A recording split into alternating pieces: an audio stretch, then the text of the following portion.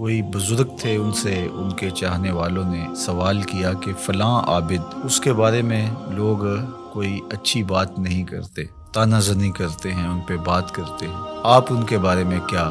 رائے رکھتے ہیں؟ تو انہوں نے جو جواب دیا وہ بہت خوبصورت تھا اور یہ ضرب المثل بن گیا۔ گفت بولے بر ظاہرش عیب نمی بینم و در باطنش غیب نمی دانم، کہ ان کے ظاہر میں تو میں کوئی عیب نہیں دیکھتا، اور جو ان کا باطن ہے اس کو میں اس لیے نہیں جانتا کہ میں کوئی غیب داں نہیں ہوں کہ میں یہ دعویٰ کروں کہ میں ان کے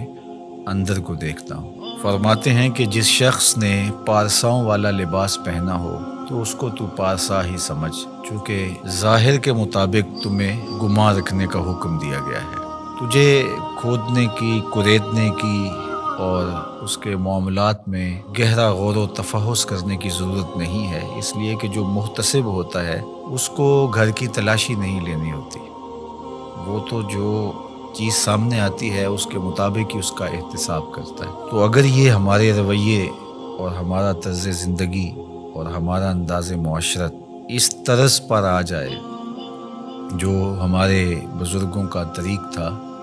کہ لوگوں کا جو ظاہر ہے اس کے مطابق ہی ہم ان پر کوئی حکم لگائیں، اور ہمیں لوگوں کے اندر اتر کے اور لوگوں کی ٹو میں جا کے گہری تفتیش کرنا اور لوگوں کو کریدنا، یہ تو بتایا ہی نہیں گیا۔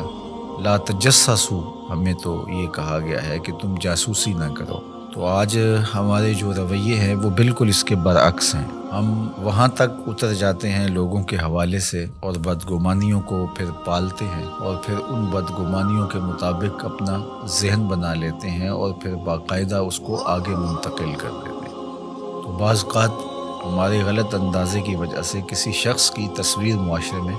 ایسی چلی جاتی ہے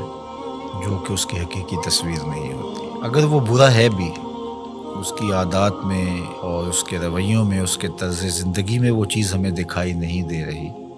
تو اس کا باطن اللہ کے سپرد ہے۔ ہمیں باطن ٹٹولنے کی ضرورت نہیں ہے، ہم تو حکم ظاہر پہ لگائیں گے۔ تو اس لیے شیخ سعدی شیرازی علیہ رحمہ نے، اللہ ان کی قبر پہ کروڑوں رحمتوں کا نزول فرمائے، انہوں نے اس حکایت کے اندر بزرگوں کا خوبصورت کردار بیان کیا ہے کہ تم لوگوں کے ظاہر پہ نظر رکھو، اور جو تمہاری رائے ہے وہ ان کے ظاہر کے مطابق ہونی چاہیے، اور ان کو کرید کر کے اور ان کے معاملات کے اندر بہت آگے جا کر کے ان کو تلاش کرنے کی کوشش نہ کرو۔ ہمارے صوفیہ نے ایک بڑی خوبصورت بات کی ہے، وہ فرماتے ہیں کہ اگر تمہیں عیب دیکھنے کا شوق آ جائے تو اپنے اندر اتر کے دیکھ لو، کیونکہ تم جو دیکھو گے تمہارا اپنا ضمیر اس کی نفی بھی کر سکے گا اور اس کا اثبات بھی کر سکے گا۔ اور اگر تمہیں خوبی دیکھنے کا شوق ہے تو وہ دوسروں کے اندر دیکھو، دوسروں کے اندر خوبیاں دیکھو گے تو ان کے بارے میں تمہارا گمان اچھا ہوگا، جس سے تم اجر پاؤ گے۔ اپنی خوبیاں دیکھنے لگو گے تو تکبر پیدا ہوگا، ریا پیدا ہوگی، اوروں کی خوبیوں سے ان کے بارے میں حسن ظن پیدا ہوگا جو نیکی ہے۔ تو جب خوبیاں دیکھنا چاہو تو پھر اوروں کی خوبیاں دیکھنے کی کوشش کرو، اور جب عیب ڈھونڈنے کا شوق آ جائے، تمہارے مزاج میں ہے کہ ہم نے کوئی عیب ہی تلاش کرنے ہیں، تو پھر اپنے اندر اتر کے اپنی کوتاہیوں کو، اپنے عیوب کو اور اپنے اندر چھپی ہوئی خباثتوں کو تلاش کرو۔ جب ہم اپنے اوپر غور و تفحص کرنے لگ جائیں گے تو بہت ساری ایسی چیزیں ملیں گی کہ عمومی طور پہ ہماری نظر ان عیوب کی طرف نہیں بھی جاتی ہے، لیکن جب غور و فکر کرنے لگ جائیں گے تو بہت ساری چیزیں کھل کے سامنے آ جائیں گی۔ اللہ تعالیٰ جل شانہ ہمیں توفیقات